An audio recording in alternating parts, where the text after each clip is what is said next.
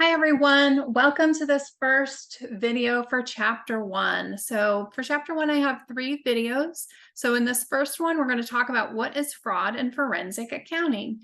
If you haven't had a chance to get our textbook yet, it's up here in the corner, Forensic Accounting and Fraud Examination. It's a Wiley book, so hopefully you've had a chance to get that and start reading chapter 1.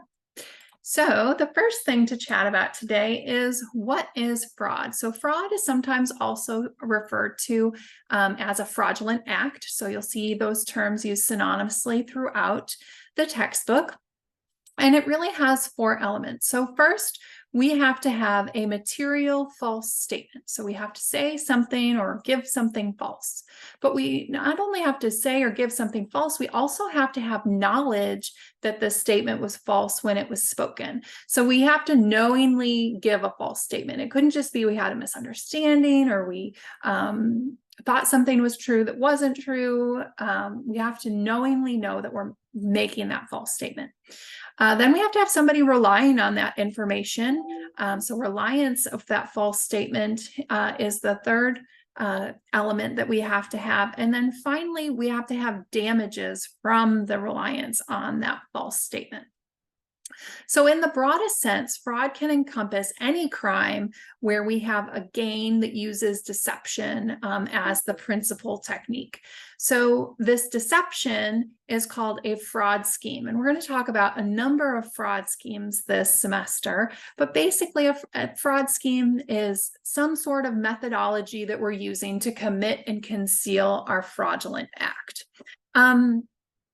In general, there's really only 3 ways that we can, that a perpetrator can relieve their victims of money. First, by force. They can force them to give us money. They can trick them into giving us money, or they can steal it, larceny. So when we're talking about trickery, that's what we're talking about with fraud. So when we're tricking someone into giving us money that they wouldn't typically give to us.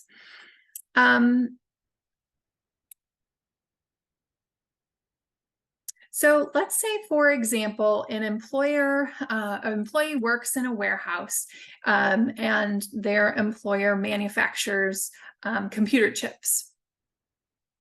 And while no one's looking, this employee steals some of those computer chips and then resold them to a competitor. So this would certainly be an illegal act, but would it be fraud? And the answer here is it depends. So let's briefly review some of the legal ramifications of theft. So here we have major categories of fraud. So we have asset misappropriation, corruption and abuse, financial statement fraud, and other fraudulent statements. So first we have asset misappropriation. So this involves the theft or misuse of an organization's assets. So some common examples here: skimming revenues, taking money before it even is recorded in our accounting system. Stealing inventory would be another example of asset misappropriations. Payroll fraud, paying yourself more than you are really owed. The second type of fraud here we have is corruption. So corruption entails the unlawful or wrongful misuse of influence in a business transaction to produce a personal benefit. And this benefit would be contrary or opposite of an employee's duty to their employer. So let's say, for example, you work in purchasing and you have a number of vendors that you're allowed to choose from. And one of them doesn't necessarily give you the best price, but they always give you tickets to your favorite football game. This would be an example of kickback. So you're giving a vendor work, not because they're giving us the best price, but because we get some other benefit for it. So that would be an example of corruption. Financial statement fraud involves intentional misrepresentation of our financial statements or financial information that someone is going to rely on to make those decisions. So some common financial statement frauds that we might see could be like overstating your revenues, understating your expenses, not properly capitalizing your capital assets. These could all be examples of some financial statement fraud. Other fraudulent statements, if we have maybe some non-financial information that we are giving that are misleading, those could also be considered fraud. So what is forensic accounting? So forensic accounting is the application of financial principles and theories to facts or hypothesis to help in a legal dispute. So there's usually there are two primary functions that we can assist with for these legal disputes. So first is litigation advisory service. So here we are in the role of this financial forensic professional, working as an expert and consultant to help in litigation. We also have investigative services, where we are using our financial forensic professional skills that may or may not lead to a courtroom testimony. So these services, for forensic professional services, often are going to apply to occupational fraud, employee theft, things that are happening on the job, corruption and abuse cases, financial statement fraud cases. These are the type of cases that we can help with.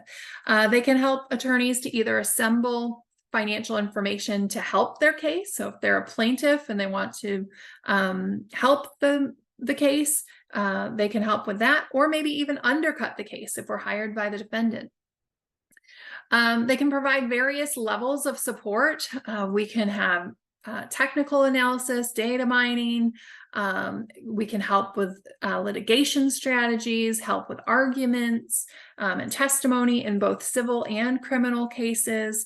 So that's kind of the overarching idea of what this forensic accountant is. So forensic and litigation advisory is really that interaction with attorneys. We have to have excellent communication skills to help with mediation or arbitration, negotiations, helping in courtroom testimonies. So these are the things that a forensic accountant is typically hired to do. We may also be hired to do some non-fraud help with some non-fraud cases. So for example, damage claims from a plaintiff, workplace issues, asset and business valuation, we can help with that, or divorce and matrimonial issues. So if they're getting divorced, if a couple is getting divorced and we need to follow the money to see if the husband is hiding money away so the wife can't get her hands on it, the forensic accountant would help with these sorts of cases as well. So what sort of skill set does a forensic accountant need? So forensic accounting, again, is that intersection between our financial skills and the law, and therefore we need some broader skill set than your typical accountant. So you're going to need to have all of your technical skills. You're going to need to know accounting and auditing and finance and all those technical skills. But you're also going to need to have investigative skills, being able to collect and analyze evidence, critical thinking. We need to be able to interpret that information and communicate the results to those who are needing that information. So those are the skills that the forensic accountant would typically have. And here we see that intersection. So we have auditing, where we have risk assessment and our internal controls. We have the financial forensics, where we're helping with the litigation support. And then down here, we'll have fraud examination. I have another video for us on fraud examination. But we see how these three things are really overlapping. So they all are relating to accounting. They're all services where we're interacting with clients outside of our organization. But the purpose is really a little bit different for each of these three career paths. So now I want to dive a little bit more deeply into what is fraud. You've probably heard a lot of this before, but it bears repeating. So what is fraud? Fraud is a trust violator. So someone who is violating their trust or the trust of their position is typically, we have this profile here. I don't particularly love this profile because anyone can commit fraud. But research has shown that males are slightly more likely than females to perpetrate fraud. Well-educated people, people who are middle-aged or close to retirement, they have more commitments on their time. Typically, you're an accountant, upper management, executive. You have to have that ability. When we talk about the fraud triangle, these are people who are in a position to exploit those weaknesses and internal controls. So they're more likely to be able to commit fraud. Typically, these fraudsters have been with their company for 5 or more years. Although, again, it can happen at any time. Typically, they're going to work alone. When they work together, it's called collusion. But most frauds are perpetrated by a single individual. Most fraudsters have never been charged or convicted of a criminal offense. They've never been caught before, or they've never been charged before with a fraud. So that's who typically we would see committing fraud. And annually, in 2014, so it's been a minute since this research was done, but $3.7 trillion annually is the cost of fraud and litigation relating to fraud. So it is a very costly thing. So we want to make sure that our organizations obviously are aware of it and are on the lookout. So here we have the fraud tree. I'm just going to zoom in a little bit here. And we see our 3 main types. So we have corruption, asset misappropriation, and fraudulent statements. So corruption, we have conflicts of interest, bribery, illegal gratuities, economic extortion, and then within that we have some more schemes that we can see. So when we look at our financial statement fraudulent statements, we have financial and non-financial. Here again are different ways that these frauds can be perpetrated. So having timing differences, recording our January sales in December to boost those sales numbers. Those are given here.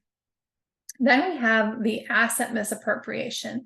So again, asset misappropriation is stealing. So we can have stealing cash, either larceny, just taking it, or skimming, where we are taking the money before it is hitting our books through these various means. And then non-cash, so our inventory, misusing assets of the organization or stealing assets of the organization. So all of these things are shown obviously in your textbook, but this fraud tree really gives us a good visual representation of the various fraud schemes that we can see. The fraud triangle, so I'm sure you've seen this in several of your other classes, but in order for fraud to be perpetrated, we essentially need 3 things. So it's like a 3-legged stool. If you only have 2 legs, you're going to fall over, and it's not that you won't have fraud, but fraud is going to be much more unlikely. When we have these 3 things, fraud is a lot more likely. So the first is we have some perceived pressure. So we say that it's perceived pressure because we feel that we can't tell anybody about this pressure. We can't get away from it. And it may not be something, if you shared it with someone else, it might not be that really big of a deal, but you feel like it's just this big burden on you that you can't share. So this could be, maybe you've got kids going away to college and you've got tuition bills coming up. Maybe you have a gambling problem or a drug problem, and you need money to go to the casino or to buy drugs. Maybe you have some family medical bills. You know, your mom has cancer and she have good health insurance, and you feel like you need to pay her credit card bills. Maybe you have poor credit and your car breaks down and you need to fix your car and you can't, you have no means to fix it. So all of these would be perceived pressures, or some reason that we have that we feel like we need to perpetrate the fraud to get money to live our life. The second option, or piece of the triangle, is perceived opportunity. So perceived opportunity is that open door that we have. So where we have a breakdown in our internal control that allows someone the open door to commit their fraud. So this could be, like I said, a weak internal control. So maybe someone has, remember thinking about segregation of duties. So they have both the custody and the record keeping responsibilities for the asset. So they can steal that asset because they have the custody of it, and then they can cover it up in the record keeping. So having overlapping segregation of duty responsibilities. So having, again, that open door that allows us to commit that fraud is the perceived opportunity. And then the last piece is rationalization. So this is the internal piece. This is how that person can look at themselves in the mirror and not, how they can sleep at night knowing that they've stolen from their employee. So these are things like telling yourself nobody's getting hurt. They owe it to me. I've worked for this company for so long.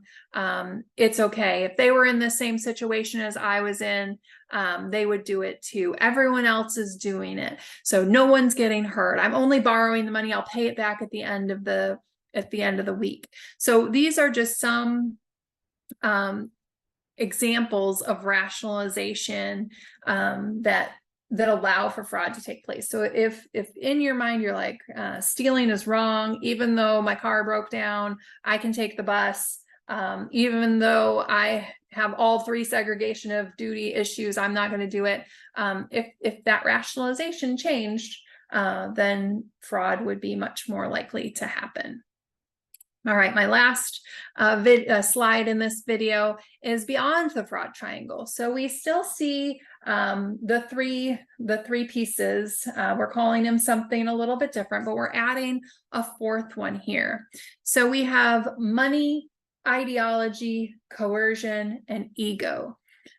So money is like the perceived pressure. So what do we need that money for? Ego is when we are doing it just to bolster ourselves. So I don't really need the money, but I think I'm above the law, or maybe I have a lifestyle that I have to keep up, and that theft is playing into my ego. So these are the 2 most common observations of motivations that we see. Some less common motivations are ideology. So that's where, we think that society is wronging us and we're stealing money for that reason. So like terrorism financing, I'm stealing money to send to some terrorist organization, or to get back at society. And then coercion, someone else is making me do something. So these again are some additional motivations kind of beyond that fraud triangle that can help us understand why fraud is taking place. So that is my first video. Tune in for the next couple, and I will see you later.